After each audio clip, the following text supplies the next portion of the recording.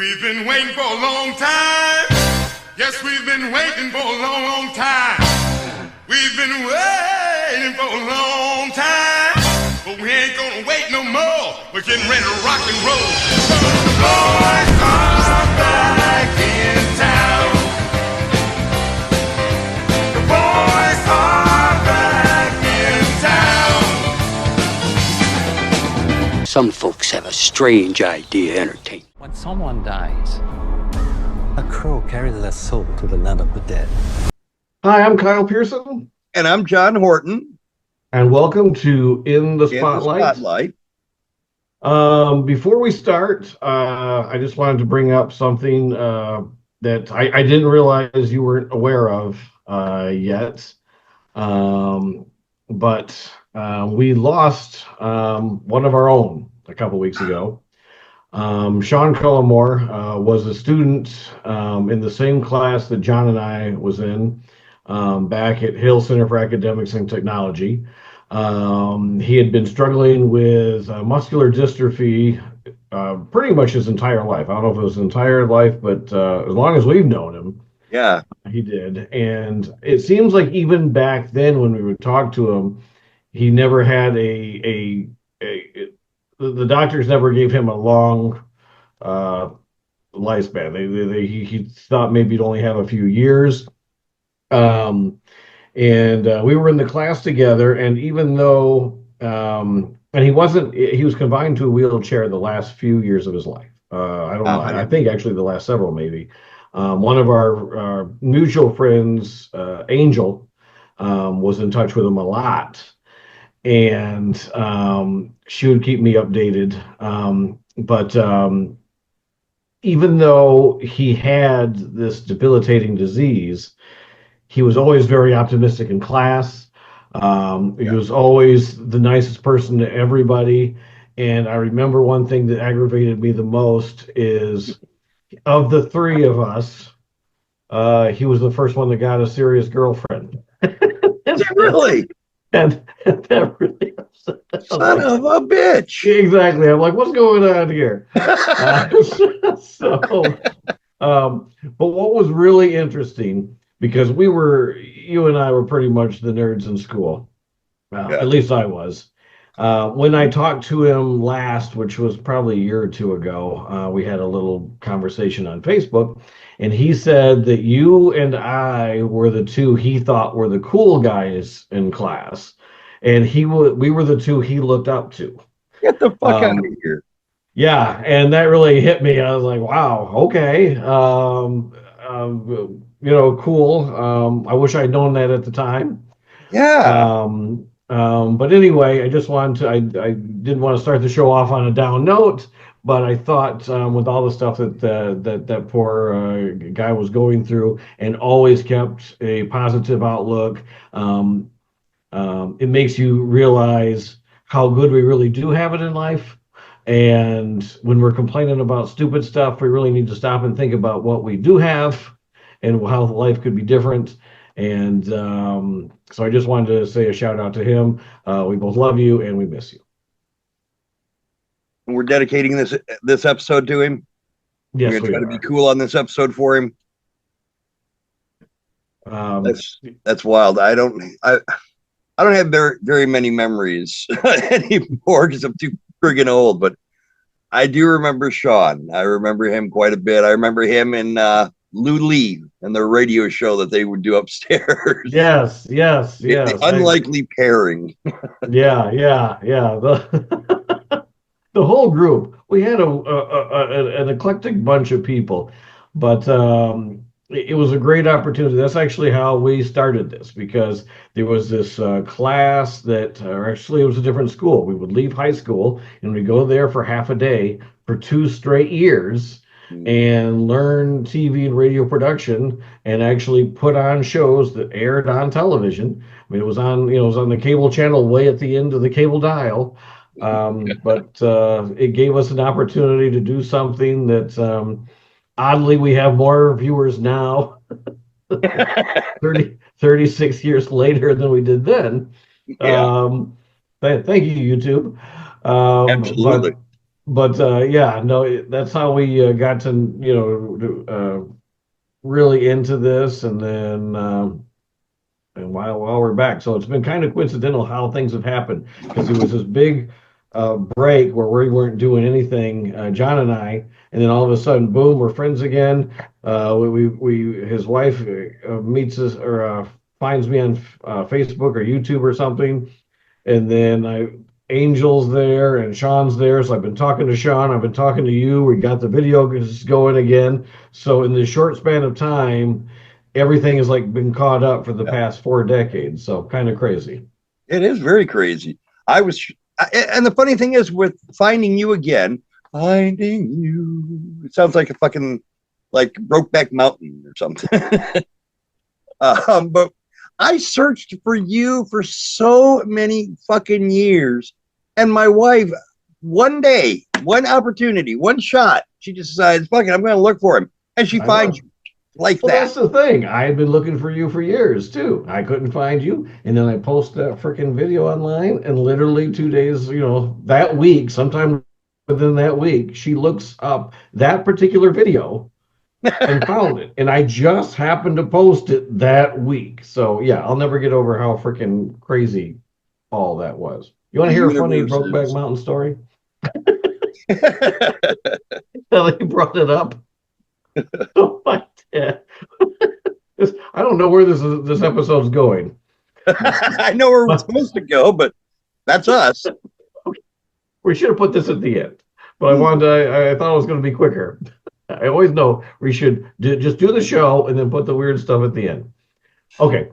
My dad and I and my whole family went to a funeral. And afterwards, we're like, what do you guys want to do now? My mom's like, let's go to a movie. Okay, sure. What movie do you want to go see? She said, let's see Brokeback Mountain. We're like, okay, whatever. Not our first choice, but all right. I've nothing against it. That'll be fine. It's supposed to be a good movie. So we go, and both me and my dad are dressed up, and we have long overcoats. And the women go in the theater, and then we are buying the popcorn and pop. So we go into the theater, and they are in the very back row. So two gentlemen in long overcoats are working their way to the back of the theater.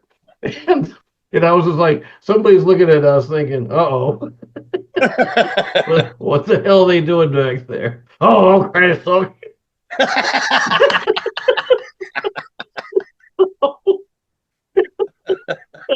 I don't even think I can make that noise anymore.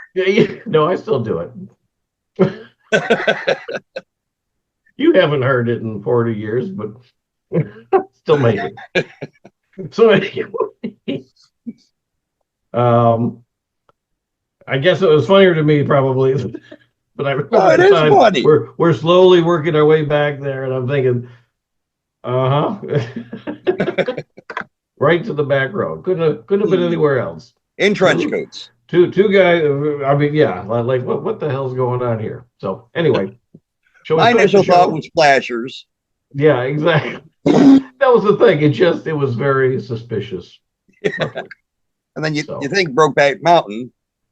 Exactly. You're like, okay. And here's another weird thing. When I worked at the theater, one time I was cleaning the theater, and it's dark because the credits are still rolling. And I grabbed what I thought was a napkin off the armrest, and it goes, Bursh. And I went, the hell? It was a used condom. I picked up a used condom. Guess what movie that was? Brokeback Mountain? Nope. Ghost Dad with Bill Cosby. A family film. I'm like, what in the hell was it in this movie that got somebody that excited? And this was before Bill Cosby was the Cosby of today. Yeah. My Lord. Well, along those same lines, I've got one real quick one. This is really quick and easy. Okay. I worked for the theaters too. Mm-hmm. This was in Chicago that I worked for theaters. Okay. And they had two different theaters here. They had the big one that was all fancy and shit, but they had the older one right next to it. Mm-hmm. I was in the older one working, I was like the only person in there, employee wise. There was people in seeing the movies. Some lady came out of the theater flipping the fuck out. Turns out, as she was walking down the aisle, some guy was jerking off in his hand and flung it at her. What? He threw his jizz at her and said, "Don't say I don't ever give you anything." And then ran out of the theater through the exit doors at the other end. Oh my God. Oh my God. She was, I mean, understandably, she was flipping out, freaking out. I would be flipping out. I was upset about the shit on my hands. I'm sitting there watching. And, oh my God. Yep. I can't believe that. What movie was that? Do you know? God, I don't even know. You know what? I think it was, God, what was that one? The Notebook? Or My Left Foot or something like that? Okay. It was some weird ass highfalutin drama shit thing. I don't remember exactly. I want to say it was like The Notebook or My Left Foot. Maybe it was a crying game. Well, you know, to each their own. All right. Okay. We're reviewing some stuff today. Are we? Is that what's going on? Isn't that what we're supposed to start with? Which one do you want to start with? Well, let's start with Heretic, I guess, because I just watched that. Well, did you get The Crow watch? When did you watch The Crow? Yeah, I watched Crow last night. We'll start with Heretic since you got it up there. Okay, sounds good. Do you want me? Which one? Yeah, I'll let you go ahead. This one's a little bit more complicated, I think. Okay. Heretic is it's a film with religious themes. The film starts off with two women, or young girls, I should say, from the Church of Jesus Christ of Latter-day Saints, and they are following up on a man's interest in the Book of Mormon. So they go to his house and he invites them in, and there's certain rules to make sure that they're safe. You know, there's got to be a woman present and all these things, you know, because you don't want to walk into a stranger's house. And he manipulates them and then ends up playing a series of games with them. And it's Hugh Grant is the man that traps them in this house, and this is one of his best performances in my mind, because he's very creepy. Usually you're used to him being funny, but he's creepy with a sense of humor, which I like. And the first few minutes of this, I'm like, well, this could just drag on, and I'm not sure if this is going to be a movie I'm going to be into. But it really makes you think. This is not a slasher film. There's not a lot of gore in it. It's a movie that tests your beliefs and what you think you know about certain things. And anytime a horror movie can make me think, that's huge for me, because I'd rather have somebody screw with my mind than just spend an entire show just slashing and dicing. Not that I don't mind that too, but this one is something that you walk away from and you're like, okay, I haven't seen this before.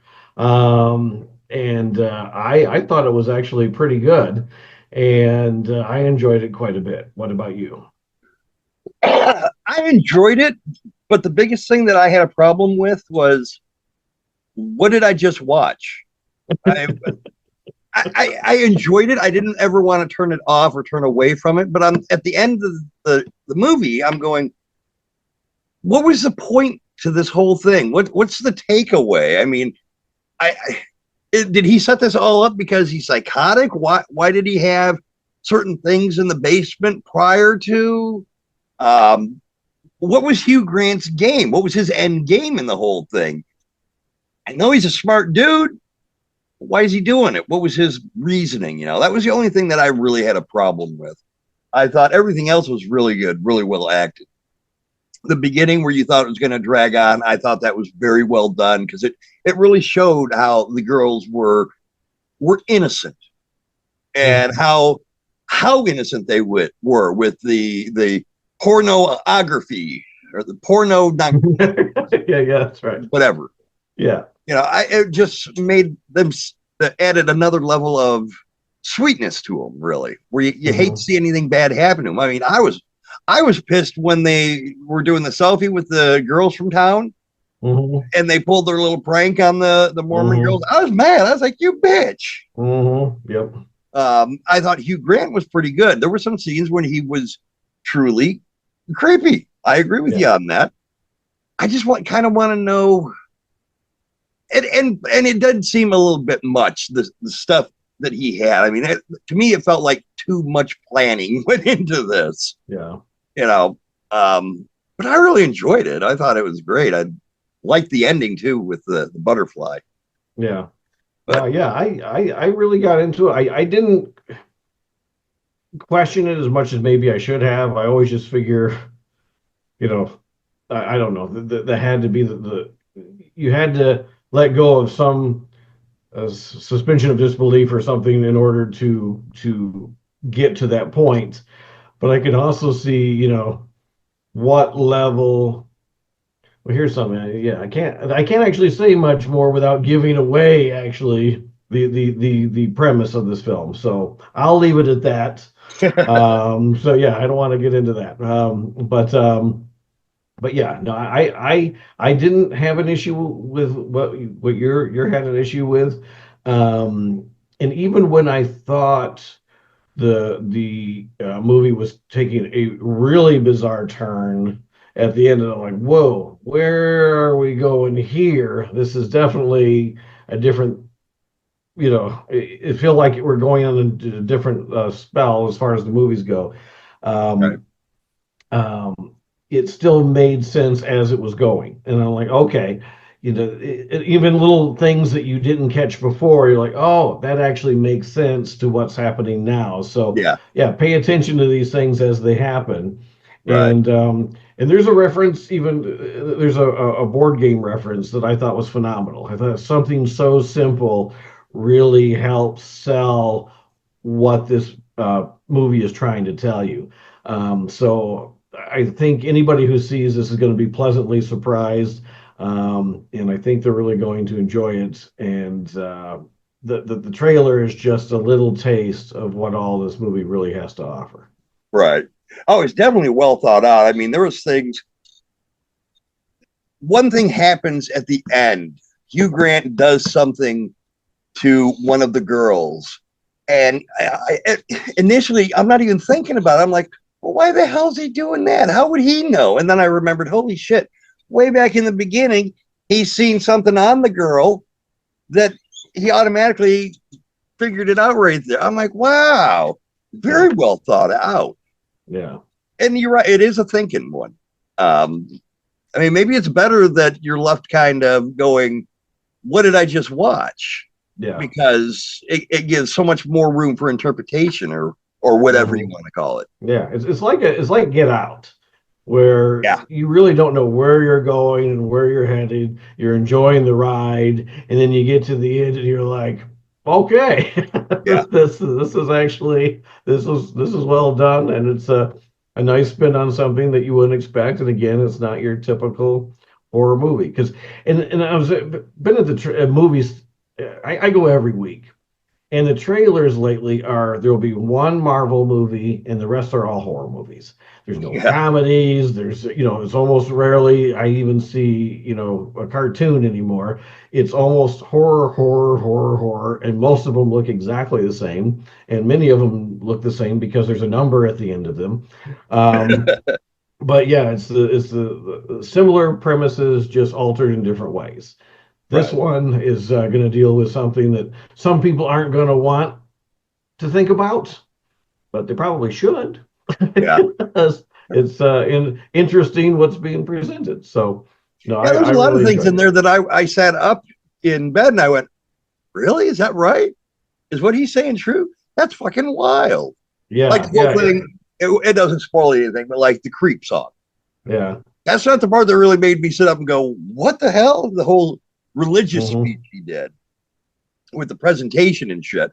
But that whole creep thing, I was like, really? I didn't know that. That's wild. Yeah, and I haven't looked it up, but I assumed because I did know the board games thing. Because I had I actually didn't. seen a documentary on board games like a couple years ago on Netflix. So I was already aware of that, and I'm like, well, that's actually true. So I'm like, okay, well then I'm assuming this other stuff's true. And I'm not really a religious person, but I have done, some religious, you know, investigating over the years. And I did know some of what they were saying, and I'm like, okay, that makes sense, and that's true. I didn't know the depth of it, but I did know some of it, and I do know that some people like it because I've already mentioned the Book of Mormon. If you're a Mormon, are you going to be into this movie or are you going to be against it? I only know one Mormon who's seen it and they loved it. So there's that. Actually, the play, The Book of Mormon, is probably way more offensive Yeah. than this is, by the South Park creators, which, by the way, is one of my favorite musicals of all time. But yeah, so my wife was raised Catholic, so she's on that side. She loved the movie. Uh, I'm not saying none of them exist. I'm also saying I don't know which one's the real one.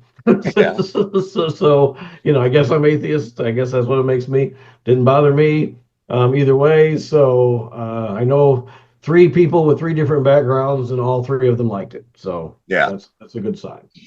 And it's always cool to see a stereotype character, like you said, Hugh Grant, who normally plays the good guy, the goofy guy, Mhm. twisted up and appear in such a role like this. Yeah, and I think that's what makes it work because he's such a likable guy. That's what makes it creepy because you're like, okay, wait a minute, what's happening here? Where if you had got somebody you weren't aware of, you'd already be distancing yourself from them. So I think the fact that you're using somebody that people generally like in the first place, Right. you are kind of surprised when it starts to go that way, even for us who know it's got to go that way anyway. But yeah, I thought that was fantastic casting, and I'd like to see him in more of this type of stuff. Very true. Very true. The other movie we are going to review this week, we kind of spoiled it a little bit because I opened my big mouth, but it's The Crow, the remake, the new one that just came out. They have been talking about a remake for I don't know how long, 10 years, 20 years, ever since the original one came out. People have been screaming for a sequel or a remake that does justice. Part two, part three, part four, none of them live up to the expectation. Does the Crow remake with what's his name? Bill Skarsgård? Yes. Bill Skarsgård, does it live up to the original? Pretty much, they take this one, and you've got the same basic overall theme in it. Boy meets girl, or boy has girl. They run into bad guys. Bad guys kill her, kill him. He comes back as the Crow to take revenge. This one twisted up a little bit by having it where the two loves meet in the movie. They definitely have different backgrounds than what they had in the original Crow, where they're both in a drug rehab prison type thing. Your bad guys are definitely different. They are high-end businessmen, pretty much. I'm not sure how much I can say the demon thing. The main bad guy made a deal with the devil that if he sends the devil souls, the devil won't take his and allow him to live long. And of course, it just comes down to the Crow, the Eric Draven character coming back after his death, struggling to figure out what he is now, and then going on a massive revenge spree that is in an opera house at the end and just violence on a John Wick level. Did I like it? I think my problem with the movie is I'm living too much on the original, and making too many comparisons to the original. It's kind of like, this is one of those movies where if you take the original movie out of it, if it came out under a different name, it would have been much more enjoyable. I liked it, but I kept seeing things like, they shouldn't have done that. I don't like the fact that they made the two main characters drug addicts. They weren't drug addicts in the original. Yeah, I'm making all those comparisons. As a movie on its own, I enjoyed it a lot. It's a good flick. As a remake to the original Crow, I think it does fall short. I don't think the bad guys were bad enough. I don't think the love between the two main characters was strong enough visually for the audience. None of the bad guys had personality, really. And that's one of the things that I really loved about the original Crow and the sequel. All of their characters had some kind of characteristic, some kind of personality. The bad guys in this were just there. They were fodder. So I don't know. I'm torn on this one. Yes and no. What do you think? Well, I at least had the benefit of, I haven't seen the original Crow since it came out. And I did not watch the sequels. I wasn't as impressed with the Crow as everyone else was. I went to see if I could tell the difference between Brandon Lee and whoever replaced him when, after the tragedy happened. The first time somebody got accidentally shot and killed on a movie set. So I remember going for that, and I don't know if it took away from my enjoyment of the movie because I'm trying to analyze it or something, but I really wasn't involved in the first film. I remember just it didn't hit me like it hit a lot of people. So when the sequels came out, I didn't care. I'm like, no, and it didn't even, now you didn't even have him in it. So I'm like, well, it's a different, actor. And so I didn't care. So I had that benefit going into this, that I couldn't remember much of what happened. I knew the premise of it, but I couldn't remember that. That being said, this one I thought was way too slow building up to something, because it seems like I remembered more action in the original than this one. And yes. I think I'm like, well, it was an action flick, because my wife asked me, like, what is this? Is this a horror film? I'm like, no, it's not really a horror film. I believe it's supposed to be action. And I said, but it's got like horror overtones, but it's an action flick. And we're watching it, and I'm like, well, I think it's supposed to be an action flick because there was very little action happening. So I was not excited, and at one point, because I was sitting there, I was very comfortable on my couch. I was like, I'm gonna fall asleep. You fell asleep. Yeah, no, I think maybe I did one of these numbers, and I'm like, okay, but I hadn't missed anything. Was I asleep? No, I'm like, okay, good, because I really, you can't review a movie if you slept through it. Any part of it, because you could miss something. I remember that damn reviewer in Lansing. I would work at the theater, and I'd watch him walk out and get popcorn or go to the bathroom. I'm like, dude, you're missing. You could be missing an integral part of this movie. You can't review it if you've walked out of it. So I just thought it was really slow. And then we get to the opera scene, and I'm like, okay, and that scene kicks ass. That thing is phenomenal. And I'm like, this is what I thought I was going to be seeing. And I mean, that scene doesn't happen until like over an hour into the movie. Well, I think it's like the last half hour, I think. Yeah, I mean, it's wrapping it up. And I'm like, okay. And this is a film where I think a sequel would be better. Now that we've established who's who and what we can do, let's have a John Wick style version of this. Let's get into it and really do it, because that sequence I thought was phenomenal. I don't know if anyone's noticed this, but if you've learned anything from movies, it's don't go to the opera, because shit always takes place at the opera. There's always something going on behind the scenes at an opera.